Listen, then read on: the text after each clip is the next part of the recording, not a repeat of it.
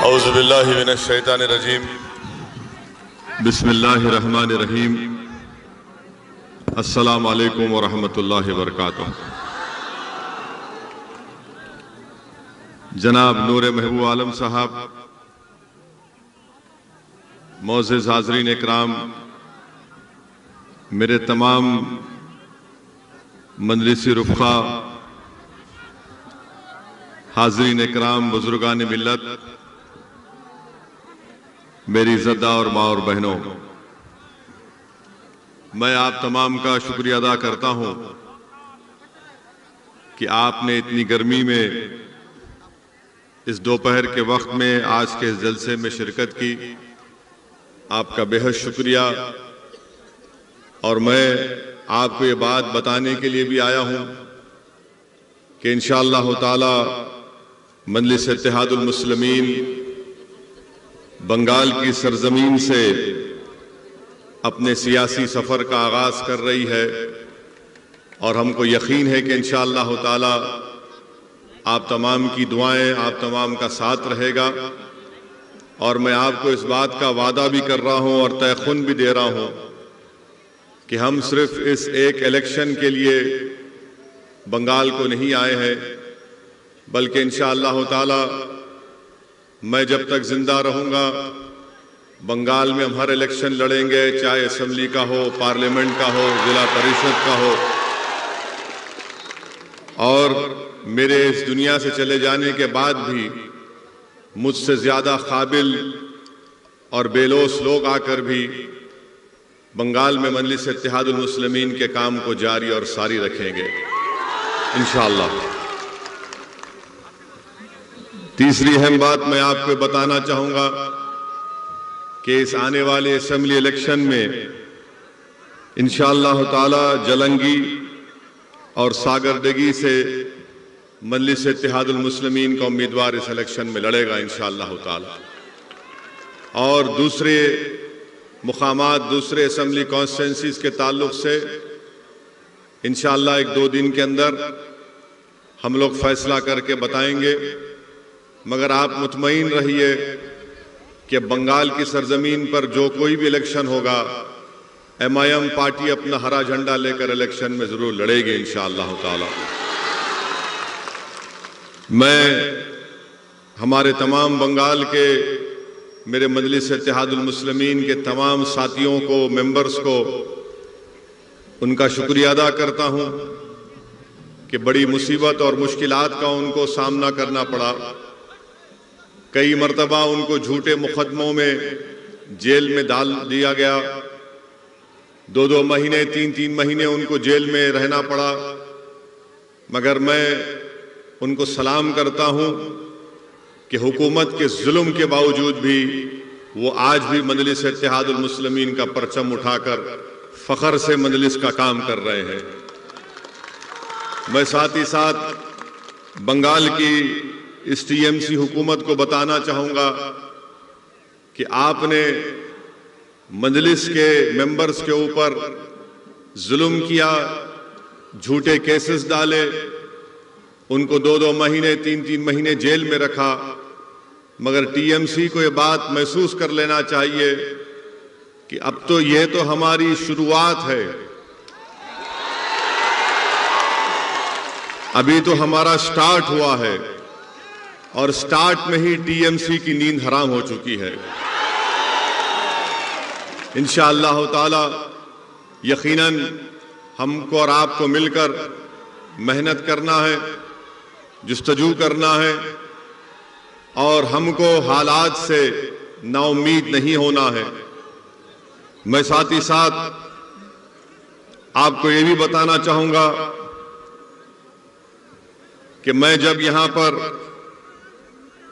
आ रहा था तो मुझे कई लोग फोन के जरिए, ईमेल के जरिए ये बोले कि असदुद्दीन ओवैसी आप मत जाइए, आपके जाने से हालात खराब हो जाएंगे, आप क्यों जाना चाहती हैं, आप मत जाइए। एक बहुत बड़े बिजनेसमैन हैं, उनका कारोबार ऑस्ट्रेलिया में भी है, वो दिल्ली में मेरे से मुलाकात करके बोले कि आप क्या चाहते हैं। मैंने कहा क्या मतलब है आपका, आप क्या चाहते हैं? बोले नहीं, आप इलेक्शन मत लड़िए और बात कर लीजिए। मैंने कहा कि देखिए भाई, अल्लाह का दिया मेरे पास बहुत है, मुझे किसी चीज की जरूरत नहीं है, मगर आप जो नीयत लेकर यहां पर आए हैं, आप वो अल्फाज अपनी जबान से अदा मत करिए। बहुत से लोगों ने बहुत कुछ बातें कही और मेरे आने से पहले ही मुख्यमंत्री ममता बनर्जी ने कह दिया कि ओवैसी एक्सट्रीमिस्ट है। कल मुझे हमारे महबूब आलम वीडियो दिखा रहे थे कि मुख्यमंत्री ममता बनर्जी ने कहा कि असदुद्दीन ओवैसी गद्दार है, गद्दार का साथ मत दो, ये वोट काटने आए हैं, इनको पैसे मिले हैं। मैं बंगाल के मुख्यमंत्री से यह कहना चाहूंगा कि आप जो कुछ कहना चाहते कह लो मेरे को, मुझे इसका कोई फर्क पड़ने वाला नहीं है। हम मुख्यमंत्री साहिबा को यह बताना चाहेंगे कि ममता बनर्जी, मेरी इज्जत और जिल्लत का देने वाला अल्लाह है, आप नहीं दे सकते मुझे। आप जो कुछ बोलना चाहते बोलो आप, मैं सुनने तैयार हूं, मगर एक बात आपको याद रखना पड़ेगा कि शायद आपको अपनी जिंदगी में असदुद्दीन ओवैसी जैसे अपोजिशन लीडर का मुकाबला नहीं हुआ होगा अभी तक। हम लड़ेंगे, ये हमारा जमहूरी हक है, डेमोक्रेटिक राइट है, और हम आगे बढ़ेंगे इंशाअल्लाह ताला। दूसरी बात यह है कि कोई यहां पर कहते कि लेफ्ट और कांग्रेस वाले बोलते हैं क्यों असदुद्दीन ओवैसी आ रहे। टीएमसी, कांग्रेस, वाम और बीजेपी, ये चारों मेरे बारे में एक बात जरूर कहते हैं, ये चारों एक बात पे मुत्तफिक हैं। कांग्रेस भी वही बात, लेफ्ट भी वही बात कि आप यहां पर क्यों आकर वोट को काटते हैं। मैं पूछना चाहता हूं टीएमसी के लोगों से, कांग्रेस और वाम के लेफ्ट के लोगों से, क्या बंगाल का वोटर आपका गुलाम है कि आपकी बात को सुनेगा? बंगाल का वोटर जिसको चाहे वोट देगा, मुझे देगा या नहीं देगा, मगर आप कब से बोलना शुरू कर दिए कि नहीं आओ। मेरे अजीज दोस्तों, मेरी इज्जतदार मां और बहनों, 70 साल से आप लोगों ने कांग्रेस को वोट दिया, लेफ्ट फ्रंट को वोट दिया, 10 साल आपने टीएमसी को वोट दिया, और इन तीनों पार्टीज ने आपसे वोट लेकर यह कहा कि हम हिंदुत्व को रोकेंगे, हम आपका डेवलपमेंट करेंगे, हम आपसे इंसाफ करेंगे। मगर मैं आपको बता रहा हूं कि बंगाल के दलितों को और खास तौर से मुस्लिम अक़लियत को ना इंसाफ मिला, ना उनका डेवलपमेंट हुआ, ना ये लोग बंगाल में हिंदुत्व की तहजीब को या उसके पॉलिटिकल गलबे को रोक सके। ये इनकी नाकामी की वजह से हिंदुत्व आज बंगाल में आगे बढ़ रहा है। 70 साल से धोखा दिया और आपका वोट हासिल किया। मेरे अजीज दोस्तों और बुजुर्गों, ममता बनर्जी क्या कहती हैं कि मैं मुसलमानों की प्रोटेक्टर हूं। ममता बनर्जी हर जगह कहती हैं, अब इस इलेक्शन में नहीं बोल रही हैं, मगर हम ममता बनर्जी को बताना चाह रहे हैं, आप जरूर बंगाल के मुख्यमंत्री हैं, मगर हमारा प्रोटेक्टर तो सिर्फ अल्लाह ही रहेगा, आपके प्रोटेक्शन की जरूरत नहीं है। आपका काम यह है कि बहैसियत मुख्यमंत्री आपने भारत के संविधान के ऊपर ओथ लिया है, और ओथ जब आप लेती हैं, चाहे आप हो या नरेंद्र मोदी हो, इनका काम यह है कि भारत की और बंगाल की जनता से इंसाफ करें, जो ना आप किया है और ना मोदी ने किया है। दोनों ने इंसाफ नहीं किया है। दोनों ने इंसाफ नहीं किया है। और चौथी बात यह कि ममता बनर्जी ने मेरे आने से पहले, माशाल्लाह मैं शुक्रिया अदा करता हूं मैडम चीफ मिनिस्टर का, कि दूल्हे के आने से पहले उन्होंने दूल्हे के बारे में बात करना शुरू कर दी। हर जगह टीवी चैनल पर, जलसे में, बहुत अच्छा है, आप बोलिए जरूर, क्योंकि मुझे मालूम है कि आपके दिमाग में असदुद्दीन ओवैसी आपको दर्द पहुंचा रहा है, इसलिए ममता बनर्जी बोल रही हैं। हम ममता बनर्जी से, टीएमसी से पूछना चाहते हैं, 10 साल से आपको सत्ता मिली बंगाल में, आपने अभी अपने पार्टी का इलेक्शन मैनिफेस्टो रिलीज किया। इलेक्शन मैनिफेस्टो में एक वर्ड नहीं है मुस्लिम, एक वर्ड नहीं है। और आप उसमें लिखते भी नहीं है कि आपने 10 साल में मुस्लिम माइनॉरिटीज के लिए क्या किया, आपने मुस्लिम माइनॉरिटीज के लिए कौन सा काम किया, बताइए ना। वो भी नहीं बताते आप। और फिर आप ये भी बोलते हैं कि मैं, ममता बनर्जी ये भी कहती हैं कि मैं माइनॉरिटी की मिनिस्टर भी हूं, वो पोस्ट मेरे पास है। तो बताइए ना आपने क्या किया, कुछ तो किया होगा ना आपने, तो बताइए आपने क्या किया। मेरे अजीज दोस्तों और बुजुर्गों, मेरी इज्जतदार मां और बहनों, 10 साल आपने टीएमसी को वोट दिया, उससे पहले 30-31 साल लेफ्ट को, उससे पहले कांग्रेस को आपने वोट दिया। मैं आज आपके सामने सिर्फ कम से कम वक्त में चंद बातें बताकर यहां से रुखसत हो जाऊंगा, क्योंकि अब तो जलसा पहला हुआ है, इंशाल्लाह बहुत होंगे, अब यहां से जलसे होंगे इंशाल्लाह ताला। मैडम चीफ मिनिस्टर कुछ नहीं बता सकती हैं। मैडम चीफ मिनिस्टर क्या दिखाती हैं? मुसलमानों के ईद के दिन आकर सर पे अपने पल्ले सर पे ओढ़ के ऐसा दुआ करते, और आप लोग क्या करते हो? ओ, उससे पेट भरता, उससे नौकरी मिलती, बच्चों को स्कूल मिलता, अस्पताल मिलता, पुलिस से जुल्म का खात्मा होता।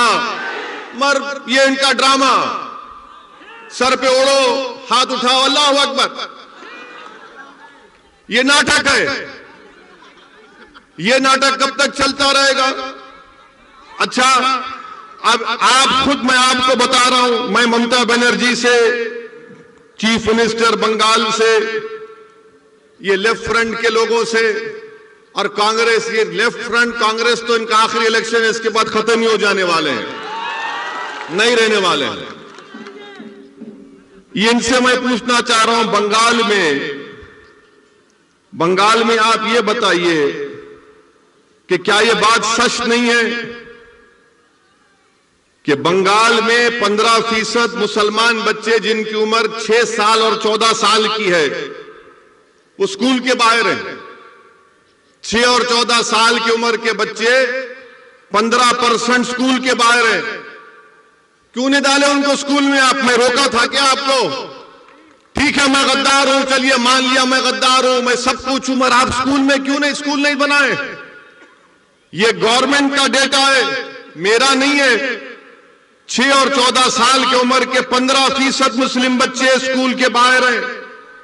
आपको मालूम, यूपी और बिहार के बाद सबसे ज्यादा मुसलमान बच्चे आउट ऑफ स्कूल कहां पर है? बंगाल में। बंगाल में ये क्यों नहीं किया आपने? मैं रोका क्या आपको? आप स्कूल खोल देते। 30 साल लेफ्ट की हुकूमत, उससे पहले कांग्रेस की हुकूमत, 10 साल से टीएमसी की सरकार, किसने रोका था आपको स्कूल खोलने से? क्या यह बात सच नहीं है कि जितने सेकेंडरी और हायर स्कूल हैं वो मुर्शिदाबाद में, मालदा में, दिनाजपुर में नहीं है? क्यों नहीं है? क्योंकि यहां पर बड़ी तादाद में मुस्लिम माइनॉरिटी रहती है। कहां पर ये स्कूल ज्यादा है? दार्जिलिंग में है, बंकुरा में है।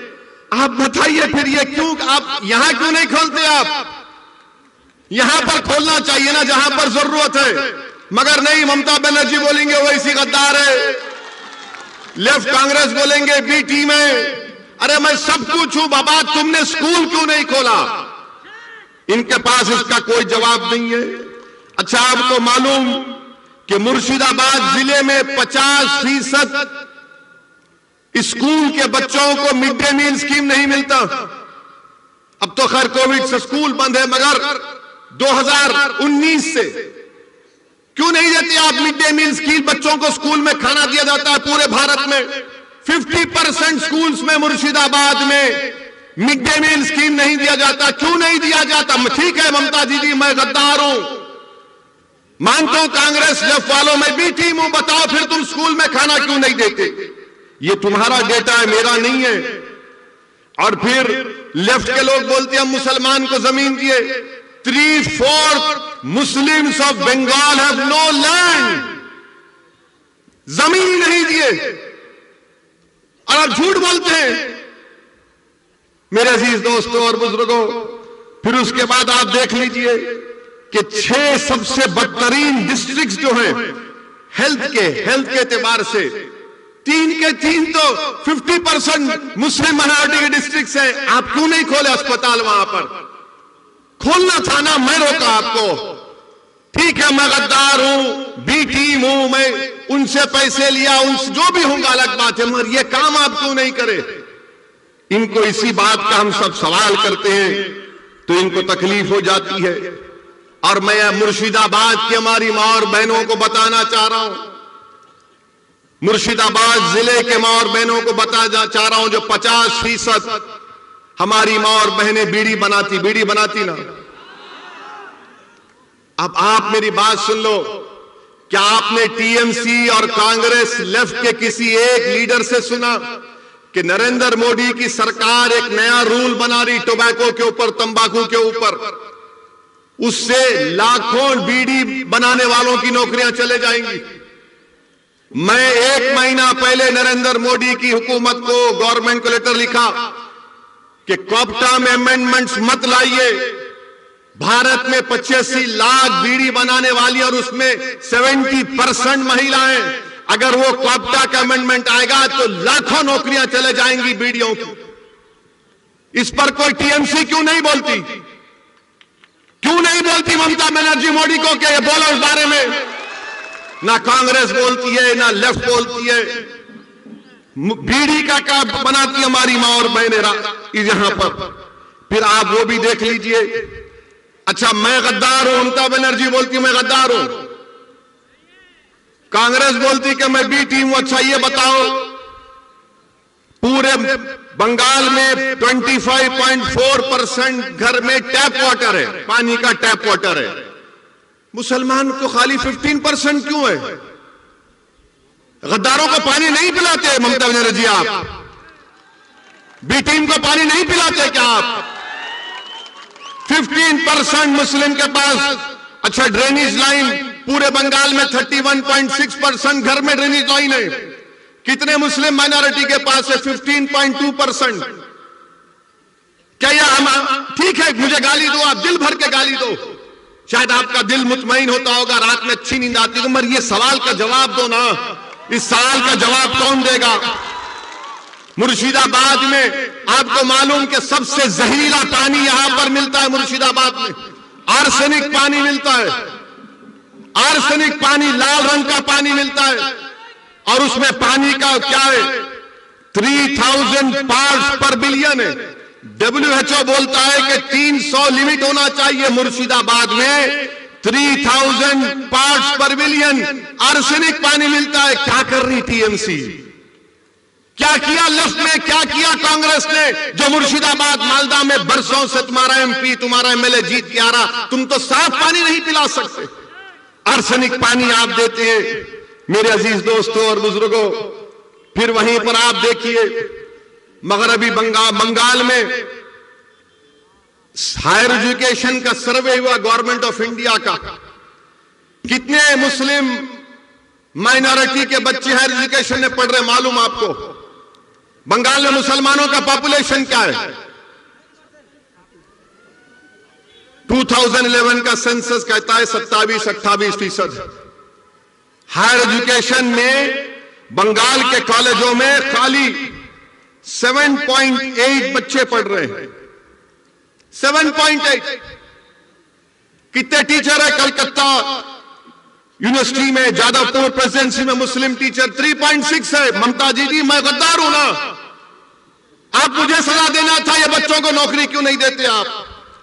और फिर आपको जानकर हैरत होगी 11% हायर एजुकेशन में मुस्लिम्स हैं और 7.8% टीचर्स हैं। 27% 2011 का पॉपुलेशन मुस्लिम पॉपुलेशन है। आपको मालूम बंगाल में मुस्लिम एम्प्लॉयमेंट कितना है? कितनी नौकरियां हैं गवर्नमेंट में आपको मालूम? 27% पॉपुलेशन है मुस्लिम माइनॉरिटी का, और गवर्नमेंट में ममता बनर्जी हो या कांग्रेस हो, लेफ्ट हो, ओनली 6% मुस्लिम आज एम्प्लॉयमेंट में गवर्नमेंट में। 27% पॉपुलेशन, 6% नौकरी। और तीसरा आ जाइए आप, कितने जेल में है मुसलमान मालूम आपको? कितने जेल में है मुसलमान आपको मालूम? अभी बंगाल के कितने जेल में मालूम तुमको?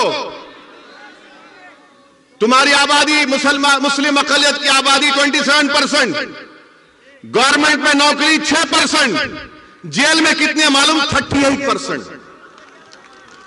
ताली मारने का नहीं है, सोचने का है। ताली मत मारो, सोचो मेरी बात को। ममता बनर्जी बोलती मैं गद्दार हूं, कांग्रेस लेफ्ट बोलती मैं बी टीम हूं। ठीक है, मैं मान लेता हूं तुम सच हो, मगर ये क्या है फिर? ये बर्बादी की दास्तान किसने की? ये बर्बाद किसने किया मुझे? तुम तो मेरा वोट लेकर चले गए, तुम तो मेरा वोट ले लिए ना, मगर तुमने क्या दिया मेरे बच्चों को? स्कूल दिया नहीं दिया, कॉलेज में एडमिशन दिया नहीं दिया, तुमने गवर्नमेंट में नौकरी दी नहीं दी, तुमने मेरे घर में पानी की लाइन दी नहीं दी, तुमने मुझे पीने का साफ पानी दिया नहीं दिया, तुमने मुझे क्या दिया? क्या दिया? तुमने मुझे जेल में डालकर मेरे नौजवानों की जिंदगी को बर्बाद कर दिया। ये पॉइंट है मेरे भाई। इसीलिए असदुद्दीन ओवैसी बंगाल को नहीं आना। मैं आपको सच्चाई से हर चीज बता रहा हूं, आप खुद देख लीजिए। अच्छा, आपको मालूम ये पुलिस के लोग हैं, कितने मुस्लिम सब इंस्पेक्टर है बंगाल में मालूम?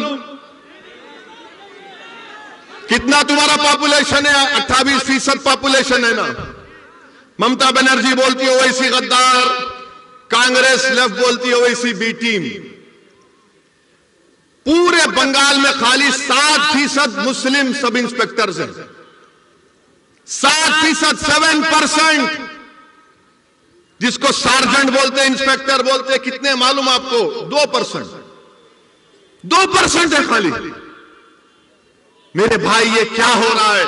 अच्छा, सोने पे सुहागा ये कि बंगाल की असेंबली में 294 असेंबली सीट्स में 59 कितने? साबिर 59 है मुस्लिम एमएलए, 59 मुस्लिम है, जिसमें से ममता बनर्जी के 32 हैं। आप बोलेंगे ओ इसी तो 59 है। मेरे भाई 59 की अहमियत नहीं है। अगर मजलिस के 4 जीत के गए तो ममता बनर्जी को यह काम करना पड़ेगा। ये 59 से कुछ नहीं हुआ। क्या किया वो लोग? तो खाली गूंगे बन के बैठे रहे बंगाल के असेंबली में, कुछ बोल नहीं सके, पूछे नहीं कि क्यों ये नाइंसाफी हो रही है। और फिर टीएमसी हमसे बोलती कि हम गद्दार हैं। मैं ममता बनर्जी आपको याद दिला रहा हूं, यहां के जलसे से मैं ममता बनर्जी को याद दिला रहा हूं कि ममता बनर्जी 30 अप्रैल 2002, ये मैं जो कुछ कह रहा हूं ना, मैं चैलेंज कर रहा हूं। अगर इसमें से एक वर्ड भी गलत है तो मेरे को चैलेंज कर रहा हूं, बैठ के डिबेट करेंगे, टीवी के सामने आ जाओ। 30 अप्रैल 2002 को लोकसभा में डिबेट हुआ गुजरात के फसादात के लिए, जब मेरे वालिद सालारे मिल्लत अलैहिर्रहमा एमपी थे सुल्तान सलाहुद्दीन ओवैसी। लोकसभा में सबने उस मोशन के खिलाफ वोट दिया। ममता बनर्जी आपने तो मोदी का साथ दिया था 30 अप्रैल 2002 को। और मैं गद्दार हूं, मैं गद्दार हूं।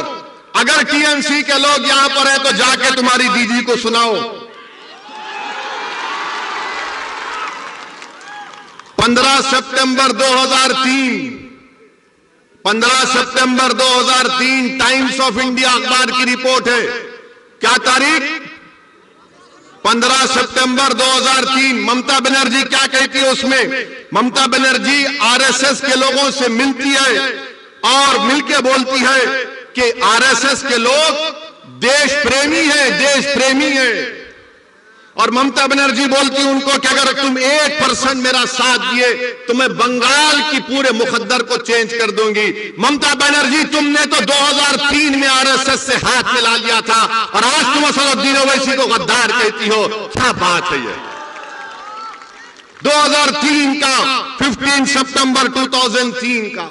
अच्छा, फिर ममता बनर्जी 2019 का पार्लियामेंट इलेक्शन हुआ। पार्लियामेंट के चुनाव में आप बताइए कि आपने बीजेपी को वोट दिया? कितनों ने बीजेपी को वोट नहीं दिया? हाथ उठाओ। शर्माओ ने, डरना नहीं। कितने टीएमसी को वोट दिया? डरो भाई, उठाओ, कोई बात नहीं। अच्छा, 18 बीजेपी कैसा जीत गई? 18 बीजेपी कैसा जीत गई बंगाल से? मैं तो नहीं था ना, गद्दार तो नहीं था, बी टीम भी नहीं थी, तो बीजेपी मोदी 18 कैसे जीत गया? टीएमसी का ममता का वोटर मोदी के गोद में बैठ के चाय पी रहा है। और ममता बनर्जी, टीएमसी, लेफ्ट, कांग्रेस हमको गद्दार, बी टीम, क्या क्या गाली देते थे। अच्छा, फिर रिजल्ट आया तो ममता बनर्जी ने क्या कहा था? मीडिया ने जाकर ममता बनर्जी से क्या पूछा? ए दीदी, बीजेपी इतना जीत गई, क्या मुस्लिम की वजह से हुआ? मीडिया को भी शौक खाली मुसलमान से है। तो ममता बनर्जी ने क्या कहा कि हां, गाय दूध देती है तो कभी गाय लात भी मारती है। कहा था ना। मेरे को एक जवाब दो, तुम इंसान हो, तुम गाय हो? अगर कोई बंगाल का मुसलमान है, वो इंसान है या गाय है? तुम इंसान हो या गाय हो? जोर से बोलो, तुम इंसान हो या गाय हो? तुम 2 टांग के हो या 4 टांग के हो? तो किसने अख्तियार दिया मुख्यमंत्री को कहने के लिए कि हम 4 टांग की गाय है? किसने दिया, बताओ? अच्छा, फिर मुख्यमंत्री ने क्या कहा? गाय दूध देती है तो हम ले लेते हैं, लात मारती तो कबूल कर लेते हैं। ममता बनर्जी, हम गाय नहीं है, इंसान है, और इंसान को नौकरी की जरूरत है, इंसान को पानी की जरूरत है, इंसान को घर की जरूरत है, इंसान को नौकरी की जरूरत है, इंसान को स्कूल की जरूरत है, इंसान को कॉलेज की जरूरत है। मगर दीदी, आपने क्या किया? आपने तो दूध भी पी लिया, मलाई भी खा ली, मिष्टी दोई भी खा लिए। अब हमारे पास कुछ नहीं बचा है। मैं आपको गाय के रूप में नहीं देखता, मैं आपको इंसान के रूप में देखता हूं। मजलिस इत्तेहादुल मुस्लिमीन तुमको भारत का बावकार इंसान के तौर पर देखती है। मैं तुम्हारे से दूध लेने नहीं आया हूं, मैं तुम्हारा हक दिलाने के लिए आया हूं यहां पर। मैं तुम्हारे को भारत के संविधान में जो आपका जायज मुकाम है उसको दिलाने के लिए आया हूं। मैं इंसान को इंसान के रूप में उसकी इज्जत बहाल करने के लिए आया हूं। टीएमसी आपको जानवर की तरह देखती और असदुद्दीन ओवैसी आपको इंसान के तौर पर देखता है। मेरे अजीज दोस्तों और बुजुर्गों, मैं आपको याद दिलाना चाहता हूं एक तारीखी शख्सियत को। कितने लोग टीटू मार को जानते हैं? टीटू मीर को जानते हैं? कौन था टीटू मीर? कौन था टीटू मीर? टीटू मीर हाफिज कुरान थे। टीटू मीर हाफिज कुरान थे, हज करने गए। जब वापिस आए टीटू मीर, तो जमींदारों ने मुसलमानों पर टैक्स लगा दिया कि जो दाढ़ी छोड़ेगा उस पर टैक्स। तो एक इलाका है नरकल बिराई बोलते ना, नारकल बेराई में टीटू मीर थे। तो टीटू मीर ने कहा कि हम जमींदारों को दाढ़ी छोड़ने पर टैक्स नहीं देंगे। तो टीटू मीर ने एक किला बनाया जिसको बंसर कला बोलते हैं, बंसर कल्ला बोलते हैं। टीटू मीर ने बनाया और टीटू मीर ने उन जमींदारों और अंग्रेजों के खिलाफ जिहाद किया था ना। आज असदुद्दीन ओवैसी आपको बोलने आया कि आपको ना जिहाद करने की जरूरत है, ना हथियार उठाने की जरूरत है, आपको सिर्फ भारत के संविधान को समझकर अपने हक के लिए लड़ने की जरूरत है। उस जमाने में जमींदार थे और अंग्रेज थे, वो तो जमींदार अंग्रेज चले गए, अब नए जमींदार आ गए। एक जमींदार टीएमसी, एक जमींदार मोदी, एक जमींदार कांग्रेस, एक जमींदार लेफ्ट। ये जमींदार बन चुके हैं और हम पर टैक्स लगा रहे हैं। मेरे अजीज दोस्तों और बुजुर्गों, बताइए आप, अगर आप नहीं लड़ेंगे अपने हक के लिए तो क्या कोई आसमान से आएगा या जमीन से निकलेगा? आपको अपने हक के लिए लड़ना है। मैं बुजुर्गों से अपील कर रहा हूं, आपको अपने बच्चों के रोशन मुस्तकबिल के लिए लड़ना है। आपको उनके लिए उनका हक संवारना है। यह कांग्रेस पार्टी क्या है बताइए, बताता हूं आपको। यह कांग्रेस पार्टी जब बाबरी मस्जिद का फैसला आया तो कांग्रेस पार्टी इसका वेलकम किया। कौन उसके बारे में कहा? किसने कहा कि supreme court is supreme but not infallible? उसका नाम असदुद्दीन ओवैसी था। ममता बनर्जी, पूछो उनसे टीएमसी से कि राम मंदिर का जजमेंट आया, उसके बारे में आपकी क्या राय है? तो बोलेंगे, नाराज हो जाएंगे वो लोग, मान खामोश बैठो। कांग्रेस के बहुत बड़े चीफ मिनिस्टर कमलनाथ ने ईंटें भिजा दी, प्रियंका गांधी ने उसका वेलकम किया। यह कांग्रेस पार्टी है जो आपके वोटों से मुर्शिदाबाद, मालदा में बरसों से हुकूमत करती आ रही है और कुछ नहीं किया। यहां पर ट्रिपल तलाक का बिल पार्लियामेंट में आया तो कौन उसके खिलाफ बोला? आपने देखा होगा ना, किसने बोला ट्रिपल तलाक के खिलाफ? जब ट्रिपल तलाक का बिल पार्लियामेंट में मैंने वोटिंग का मुतालबा किया तो पूछो टीएमसी से, टीएमसी ने वॉकआउट कर दिया। वोट क्यों नहीं डाला? वोट क्यों नहीं डाला? वॉकआउट किया। वोट डालना था, बताना था मोदी को कि तुम्हारे खिलाफ वोट दे रहे हैं। हम खाली 2 एमपी हैं लोकसभा में, मगर मोदी के 300 एमपी के सामने उसके खिलाफ बोलते और वोट भी डालते उसके खिलाफ। ममता बनर्जी का एक चेहरा लोकसभा में, एक चेहरा बंगाल में, एक चेहरा लोकसभा में। उनके एमपी बड़ी बड़ी अच्छी अंग्रेजी में बड़ी बड़ी तकरीर कर लेते हैं, मगर सिटीजन अमेंडमेंट बिल आया तो 8 एमपी नहीं थे, 8 एमपी नहीं थे। किसने सारी दुनिया के सामने बता दिया कि CAA का कानून भारत के संविधान के खिलाफ है? और मैंने सारी दुनिया के सामने मोदी के और उसके 300 एमपी के सामने उस कानून को फाड़ कर बता दिया काला कानून है। क्या कांग्रेस ने किया? क्या टीएमसी ने किया? लेफ्ट तो कहीं है ही नहीं बेचारे।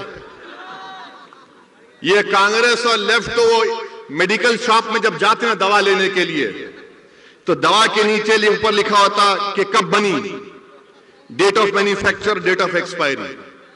ये कांग्रेस लेफ्ट का डेट ऑफ एक्सपायरी हो चुका है। इनसे अब कुछ नहीं होगा, इनसे कुछ नहीं होगा अब कांग्रेस और लेफ्ट फ्रंट से। ये लेफ्ट के लोग बर्बाद कर दिए पूरे बंगाल के मुस्लिम अकलियतों को। अगर आज बंगाल में मुसलमान परेशान हैं तो लेफ्ट की वजह से इन्होंने बर्बाद कर दिया हर चीज। कुछ नहीं किया, कुछ नहीं किया। सिर्फ कार्ल मार्क्स, लेनिन क्या क्या बातें की। इनकलाब आएगा, इनकलाब। अरे कहे का इनकलाब? मेरा घर बर्बाद हो गया, मेरे बच्चे को नौकरी नहीं मिली, मेरे घर में चिराग नहीं है और तुम इनकलाब की बातें करते हो। कितना धोखा दिया तुमने 30 साल में।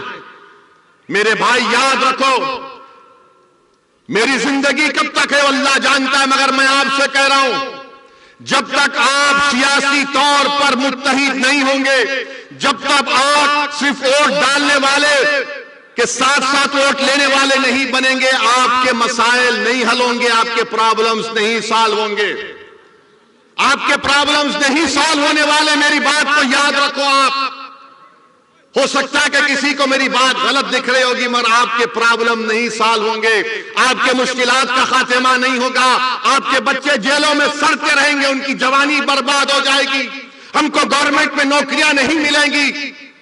ये तो कॉन्स्टिट्यूशनल राइट है ना, हमारे संविधान में right to equality fundamental right है, हमारे कॉन्स्टिट्यूशन में liberty, equality, fraternity, justice Baba Saheb Ambedkar ने प्रियम्बल में लिखी। तो बताओ क्या कांग्रेस ने किया, क्या लेफ्ट ने किया, क्या ममता ने किया, क्या मोदी कर रहे? कोई नहीं कर रहा है। मेरे अजीज दोस्तों और बुजुर्गों, इसीलिए मैं आपसे अपील कर रहा हूं कि आपने सबको वोट दिया है, एक मर्तबा मजलिस इत्तेहादुल मुस्लिमीन का साथ देकर देखो, एक मर्तबा साथ देकर देखो।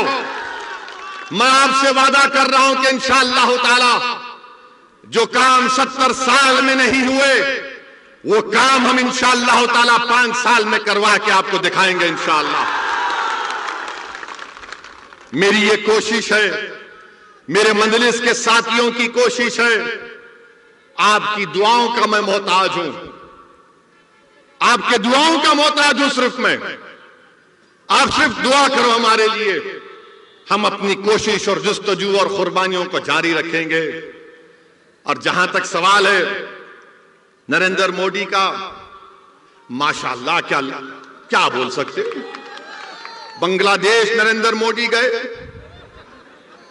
कल जाकर बोल दिया, कल जाकर नरेंद्र हमारे प्रधानमंत्री ने कहा कि मैंने भी सत्याग्रह किया था बांग्लादेश में। क्या बात है, देखो हमको नहीं मालूम था प्राइम मिनिस्टर कि आपने सत्याग्रह किया था। जो आपके बारे में किताब लिखे उसमें तो कहीं नहीं मिला कि आपने बांग्लादेश के लिए सत्याग्रह किया था, मगर मोदी जी बोल दिए। मगर मोदी जी, अगर आपने बांग्लादेश के लिए सत्याग्रह किया तो मुर्शिदाबाद के बसने वाले मुस्लिम अक़लियत को आप बांग्लादेशी क्यों बोलते हैं? बोलते हैं ना, बोलते हैं ना, दीमक भी बोलते हैं। मगर बांग्लादेश को बनाने के लिए आपने सत्याग्रह किया तो हमको क्यों गाली दे रहे? फिर आप हैदराबाद में बल्दिया का इलेक्शन हुआ तो बीजेपी बोली हैदराबाद में ओवैसी के कॉन्स्टिट्यूएंसी में बांग्लादेशी है। वो बांग्लादेशी नहीं थे, वो बंगाल के सोने का कारस्कोप का काम करने वाले काबिल लोग बसते मेरी कॉन्स्टिट्यूएंसी में, उनको बांग्लादेशी बोल दिए। CAA का कानून नरेंद्र मोदी लाए, CAA का कानून आसाम में मोदी CAA की बात नहीं कर रहे, मोदी और अमित शाह बंगाल में यहां पर असेंबली इलेक्शन में CAA की बात कर रहे, आसाम में नहीं कर रहे, हम यहां कर रहे। मैं आपको बता रहा हूं, ममता बनर्जी की TMC पार्टी, चीफ मिनिस्टर की पार्टी बीजेपी को नहीं रोक पाई, तो कैसे CAA को रोक पाएगी? कैसे रोक पाएगी CAA को? यह आपको सोचना है मेरे अजीज दोस्तों और बुजुर्गों। नरेंद्र मोदी जब से भारत के वजीर आजम बने उस वक्त से पहली तकरीर नरेंद्र मोदी ने की और कहा, क्या कहा कि हमको सत्ता मिली 1200 साल की गुलामी के बाद। नरेंद्र मोदी जी, इस मुल्क में गुलामी तो अंग्रेजों ने की 200-250 साल की, मगर 1200 साल की गुलामी क्या है? क्या सिराजुद्दौला भी गद्दार थे? मोदी जी बताओ आप, क्या सिराजुद्दौला जो जंग लड़े अंग्रेजों के खिलाफ, क्या थे वो? मेरे अजीज दोस्तों और बुजुर्गों, ये बीजेपी का असली चेहरा है। पूरे मुल्क में इतनी नफरत बीजेपी भर दी कि एक बच्चा जिसका नाम मुसलमान है वो किसी मंदिर में जाकर पानी पीता है तो उसको पीटा जाता है, मारा जाता है। बताइए आप, अगर कोई गोश्त रखता है तो उसको मार दिया जाता है, नफरत फैला दी। कोई अगर मुसलमान है तो उसको कहा जाता है जिहादी है, कोई ट्राइबल है तो नक्सल कहा जाता है, कोई सेकुलर थिंकर है तो उसको एंटी नेशनल कहा जाता है। मेरे अजीज दोस्तों और बुजुर्गों, ये रात लंबी होने वाली है, मैं बार बार कह रहा हूं, ये रात बड़ी लंबी होने वाली है, याद रखो। अगर तुम इन तमाम सियासी पार्टियों पर भरोसा करोगे तो याद रखो नुकसान उठाओगे, नुकसान उठाओगे। मैं डराने के लिए नहीं कह रहा हूं। फिरका परस्ती इतनी बढ़ चुकी है, कितनी फिरका परस्ती बढ़ गई कि ममता बनर्जी इस इलेक्शन में आकर कहती है कि मैं हिंदू ब्राह्मण हूं।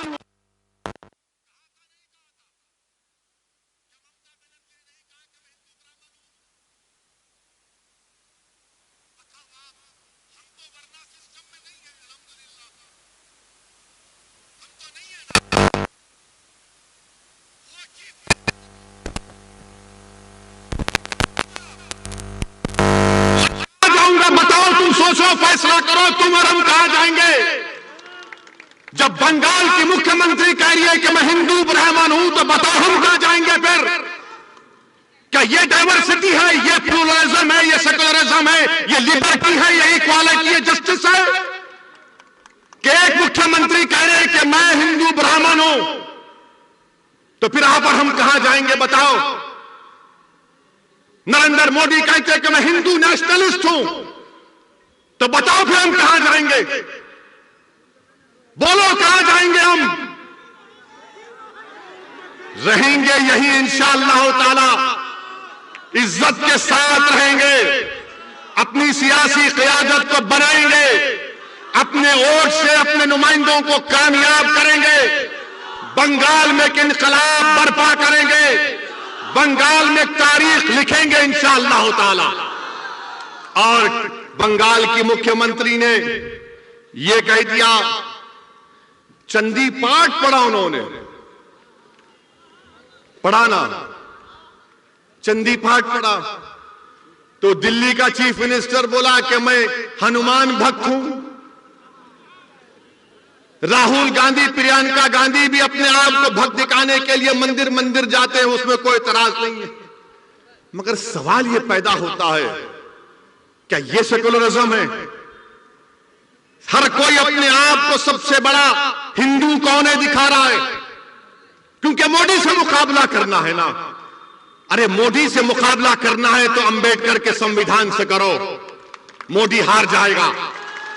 मोदी से मुकाबला करना है तो आइडियोलॉजी पर करो, वो आइडियोलॉजी जो हमारे मुजाहिदीन आजादी ने इस्तेमाल किया था। मेरे अजीज दोस्तों और बुजुर्गों, मैं चंदी पाठ पढ़ने के हरगिज खिलाफ था, ना हूं, ना कभी रहूंगा। अगर कोई हनुमान चालीसा पढ़ता है तो मुझे कोई इतराज नहीं है, उनका फेथ है। मगर एक आप चीफ मिनिस्टर रहकर इस तरह की बात करते हैं, तो दीदी आज के इस जलसे से आपको एक मैसेज दे रहा हूं। मैं इन तमाम लोगों से आपसे अपील कर रहा हूं कि जब ममता बनर्जी चंडी पाठ पढ़ सकती है, तो हम इंशाअल्लाह ताला इस जलसे को खत्म करेंगे सूरे फातिहा पढ़ के।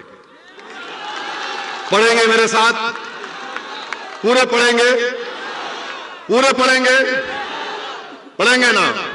चलिए, बिस्मिल्लाहिर्रहमानिर्रहीम, अल्हम्दुलिल्लाहि रब्बिल आलमीन, अर्रहमानिर्रहीम, मालिकी यौमिद्दीन, इय्याका नाअबुदु व इय्याका नस्तईन, इहदिनस सिरातल मुस्तकीम, सिरातल लज़ीना अनअमता अलैहिम गैरिल मग़दूबि अलैहिम वलद्दाल्लीन। दीदी आप चंडी पाठ पढ़ो, मैं सूरे फातिहा पढ़ता हूं। यह भारत का सेकुलरिज्म है, यह भारत का सेकुलरिज्म है। यह नहीं हो सकता है कि मैं हिंदू ब्राह्मण हूं और मैं बोलते जाऊंगी। नहीं दीदी, मोदी और आप दोनों सगे भाई बहन हैं। ये ममता बनर्जी को दीदी बोलते, उनको दादा बोलती हो। मेरे भाई, आप एमआईएम पार्टी का साथ दीजिए। हम अपनी शुरुआत कर रहे हैं, आपकी दुआओं की जरूरत है, आपका साथ की जरूरत है। और इंशाअल्लाह ताला मजलिस इत्तेहादुल मुस्लिमीन यहां पर हर इलेक्शन में बंगाल के मुकाबला करेगी। अस्सलाम वालेकुम व रहमतुल्लाहि व बरकातुहू। हमारे साबिर साहब इंशाअल्लाह ताला, पूरा नाम साबिर गफ्फार साहब आज से इंशाअल्लाह ताला मजलिस इत्तेहादुल मुस्लिमीन में शामिल हो रहे हैं। मैं इनको दिल की गहराइयों से इनको वेलकम करता हूं।